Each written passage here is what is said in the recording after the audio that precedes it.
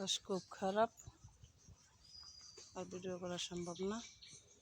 জায়গায় ভিডিও করি, মোবাইলে দেখি সবাই ভিডিও করে, তো নিজের ইচ্ছা হইলো এই জন্য ভিডিও করে ছাড়ি। আপনারা তো লাইক দেন না, কেন দেন না সেটা আপনারাই ভালো জানেন। কারণ আমরা এমন কোনো ভিডিও যদি আমার চোখের সামনে পড়ে আমি দেখি, আমি সব ভিডিওর মধ্যে লাইক দিই।